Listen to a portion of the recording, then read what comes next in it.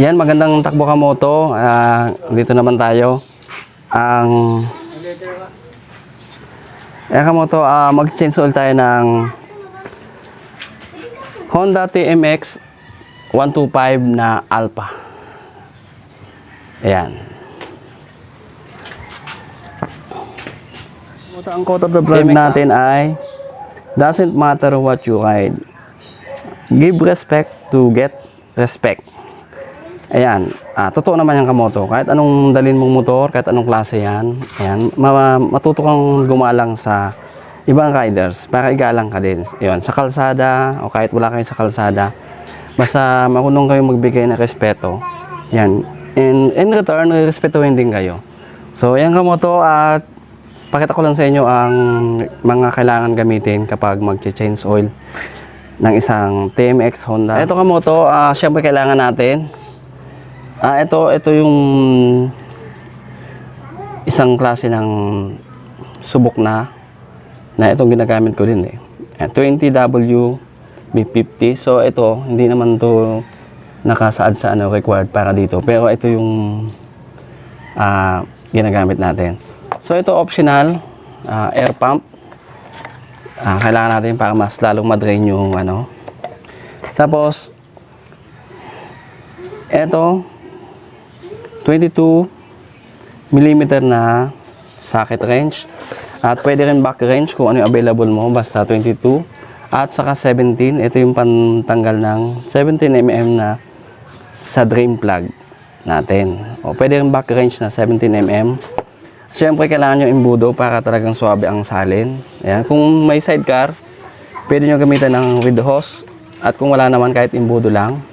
Ay, naka-plastic yan para iwas dumi kapag nakatabi. Siyempre ito yung pantanggal natin ng takip dun sa mismong inlet na pinagkasalinan ng Siyempre importante din yung basahan, at siyempre yung panahod natin. Yan. Yun sa tatanggalin natin sa loob ng makina. I-drain natin na langis. So let's go! Ito nga pala Kamoto, itong langis na to ay, yan, 1 liter. Pero nasa user's manual nito, kapag ganitong Honda Alpha TMX, ay 0.9 liter lamang, or 900 ml. Ang pinaka-required niya. Kaya lang ito, yung sa may-ari, nakasanayan niya 1 liter ang nilalagay niya sa kanyang makina ng motor. So, pwede naman yun. Depende pa rin naman sa iyo yun Basta wag lang susobra na. At the same time, wag na rin masyadong babawas, like 700 ml or kaya 1.3, 1.5, gano'n. Wag na susobra kasi baka hindi na rin makahinga sa loob ng mga gear. Kasi syempre meron din compression yan. So, kailangan at least hindi siya nalalayo dun sa required na laman ng isang makina. Ayan. Let's start. Buksan na natin. Ito Kamoto yung sa 22mm natin na na kailangan buksan mamaya. Saan dyan yung pinaka oil filter. Tapos ito naman yung bolt para sa drainage na 17mm na kailangan natin buksan bago tayo magsali ng bago. So, i-drain muna natin. Buksan muna natin to. At yun, dito tayo maglalagay. So, pwede din buksan muna to. After, siguro, pagkatapos nung sa ilalim, para mas lalo siyang madrain. Ayan Kamoto, ito. Tanggalin natin sa ilalim. Ang pagtanggal, counterclockwise. Yan. Since naka-upside down siya, pakaliwa. Yan, ang tanggal nyo. Yan. Ayan, naluwagan ko na to kanina. Kaya pwede na natin kamayin. Yan. Dahan-dahan lang para di mahulog yung bolt sa ilalim. Sa mismong lalagyan. ng langis. Ayan, kamo to.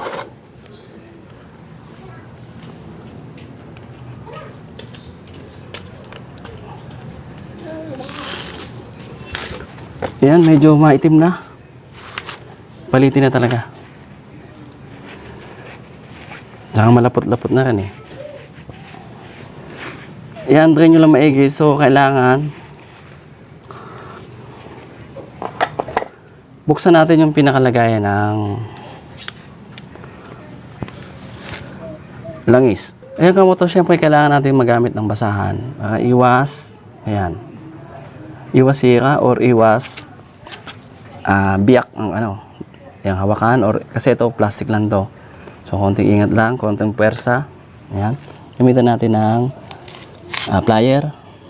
Ayan. Dahan-dahan lang. Hindi naman to ganun kaano. Ayan. Katigas. Ayan. Ayan. Para lalong madrain, kailangan natin yan buksan. Ayan. Ito may gauge na itong kasama. Kailangan natin isunod. Ito ang 22mm na takip ng yan, oil filter. So, kailangan natin tanggalin yan. Yan. So, kapag magtatanggal kayo, pababa. Clockwise, pababa ang ano. Yan, kasi naka-side siya eh. Nasa side siya. So, ito nalawagan ko na rin yan. Yan, hindi naman masyadong pinipersa kasi yan. Kasi ito mga ano lang to eh. Mga plastic lang to. Wala, ingatan nyo. Yan.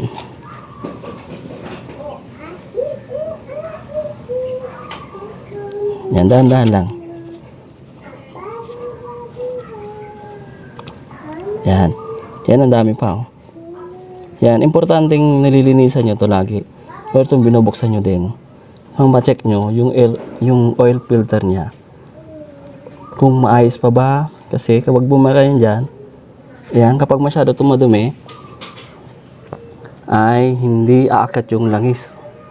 Papunta sa mismong block o yung head niya, hindi siya aakyat yung langis. So dapat ito mini-maintain nyo din itong malinis. Yan, walang tining yan, may tining yan sa loob. Kakatin.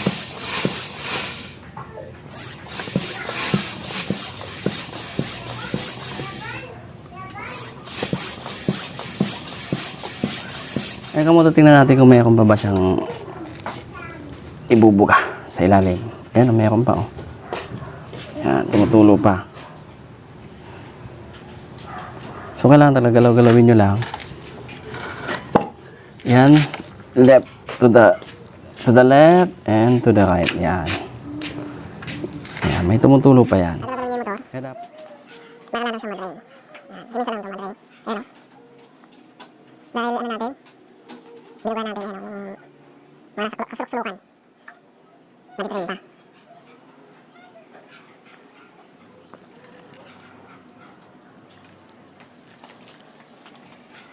Kaya mo ito, punasan nyo lang ito.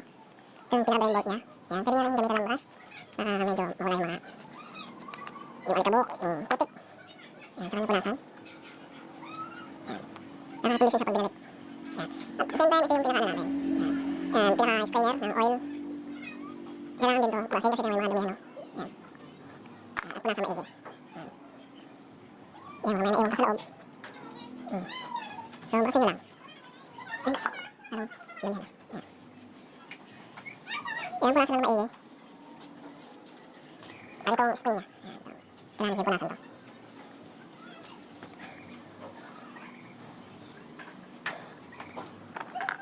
At syempre yung takip ng pinaka-sprayer na ano. Sa oil sprayer. Yan, punasan natin maigi. Yan, pwede naman magbubus ng gasolina. Pero dapat hindi madalas. Kasi yan, may ulit yan o-ring. Yan ito, itim na yan. Kaya pwedeng punas-punas din lang, para hindi malusaw yan. Kasi nalusaw ng gasolina yan. So mas mainam na punas-punasan nyo lang kasi malangis naman to.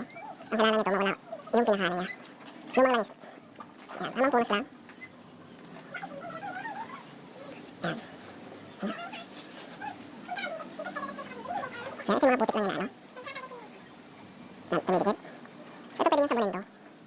Kung talaga may time kayo. Yan. Pwede nyo sabunin ng dishwashing liquid lang. Para at least mawala yung at konting brush. Yan. Yan, syempre ito ang motor kailangan din yung ano. Yan, punasan din to. Yan, ito yung pinaka takip or engage ng mismong sa makina. Takip sa inlet. Kaya kung ito kailangan bago ibalik, punasan nyo rin ito. Ayan, para malinis yung babalik natin na oil filter. Ayan, punasan nyo maigi.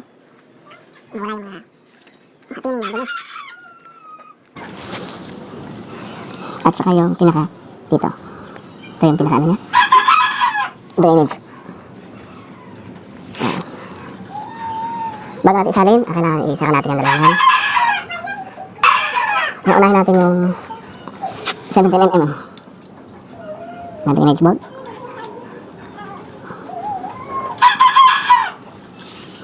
Ayan, clockwise ang pagsasara. Ayun kamoto, ganito ang posisyon kapag ibabalik nyo na. Yan, ganyan. Tapos, yan, dapat yan, syempre malinis na. Yan, pakanan. Yan, pakanan. Ang pinaka-clockwise niya. Yan.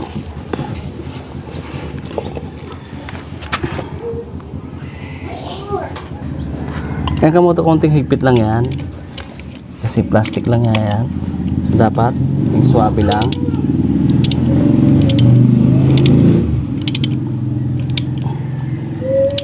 Yan, kasi may mga o-ring naman yan na nagka-automatic na ano yan. Yan. Umisikip. Yan. Double check natin.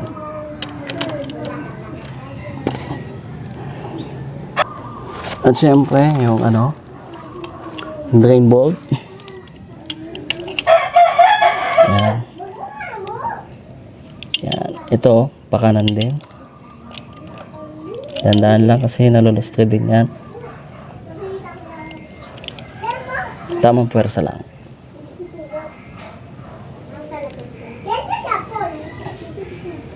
Yan. Good to go. Kasali na tayo. Ay, kamoto, magkasali na tayo. Ito, ubusin natin.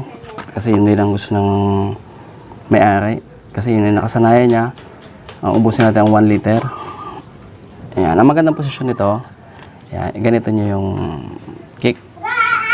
At ipatong ang... Ayan. Ayan, tinan mo. Ipatong nyo yung embudo. Ayan. At alalay lang. Pagsalin.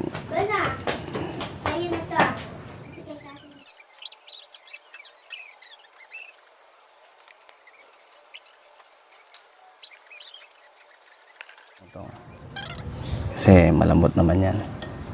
Hindi naman kailangan masyadong higpitan. Yan. Ayan, good to go na yan.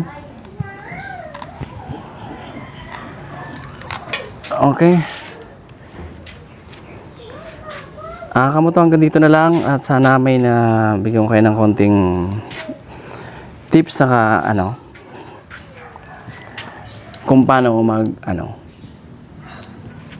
change oil at ano yung mga gagamitin sa pagbukas at yung mga gagamitin na langis kapag mag-change oil kayo ng Honda TMX 125 Alpha. Yan, salamat and God bless.